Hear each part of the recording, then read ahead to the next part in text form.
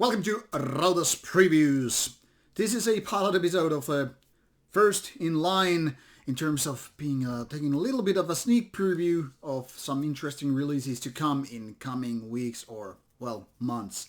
For this first episode, I decided to select 3 interesting names which I hope to review later on. That is, as soon as I get physical review copies, if I'm getting them in the first place. And following weeks, I hope to present more of these preview episodes.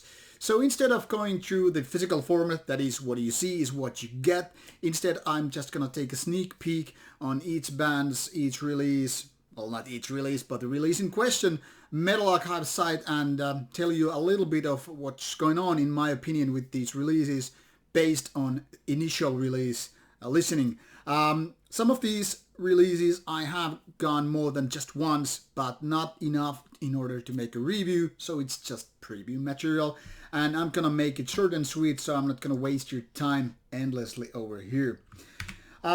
First in question we have Carcass. Well, this band totally needs no introduction, so we're just gonna skip to Despicable EP, which is coming in a couple of weeks actually.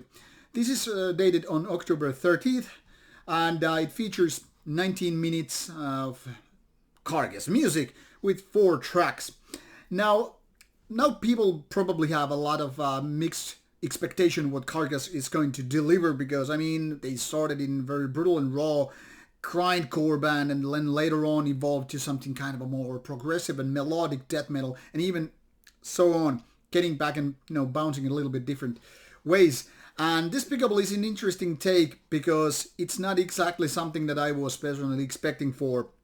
It's kind of like Swan Song meeting hard work, but not exactly neither one. So it's very melodic, definitely not grindcore, but it's also definitely very, very Carcass sounding release.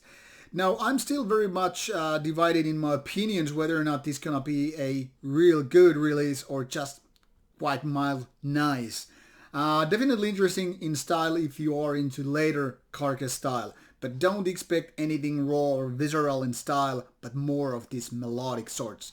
Then again, if you have already taken a listen of the band's one track leaked, I guess, kind of a first release, single, or whatever you want to call it, then you pretty much know what to expect, but it's interesting, definitely.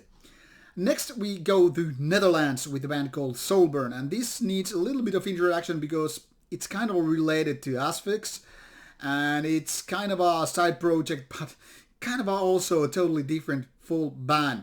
As you can see, the band lineup has been changing throughout the career, and there's lots of different bands going on with these guys. So you can see lots of skill here from lots of different bands, and now it's time for their fourth full-length album. Now, the previous album, Earthless Pagan Spirit, didn't make to Rauta because obviously Rauta didn't exist back in 2016, but I reviewed it for Imperiumi.net, giving it 8.5 out of 10. I think it's a very, very good release, and considering that the style is kind of a death, doom, black, and I totally agree with this definition here. Noah's Dark, what a goofy name, by the way. It's definitely, living up to the expectations of these styles. First of all, it kind of sounds like Doom Death, but it's also kind of like Death Black. But you know what? You have all those combinations. It's kind of a slow-paced. It's definitely death metallic, but not pure. So it's more like death metal with doom and black elements, which makes it rather unique sounding, or at least one of the rare ones. So far, no track listing with lengths have been provided. I don't even remember how lengthy an album it was. I mean, I was listening at the gym and doing some outside work with my headphones on, digital promo that is, and I have no idea how lengthy a recording it is at the moment, but it's definitely an interesting one. Probably needing a couple of spins before actually making, my mind how good it is, but I would say it's good, if not even great.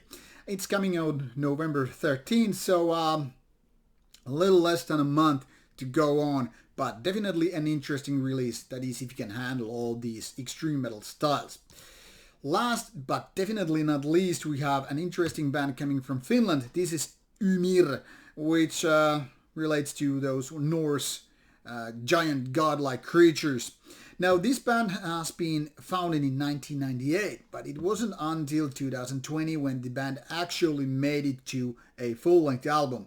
Now, I have no past recollections of these previous demo recordings, so basically to me the band wasn't even existing until suddenly now. So I was kind of like surprised that this was already going on back in the days, but I don't think I ever heard those demos, or if I have, I've just forgotten.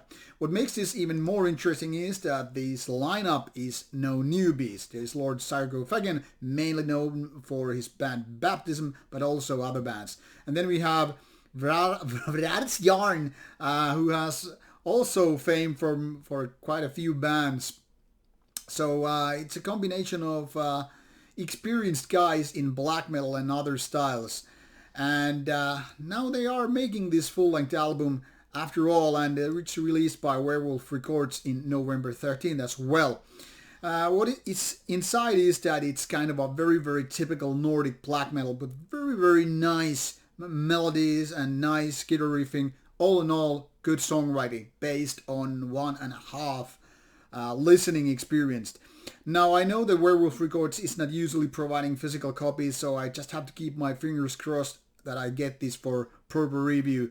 But be it as it may, this is definitely something to add to your watch list to be checked out later on. Definitely an interesting release and could be one of the better or best ones coming out in towards the end of the year.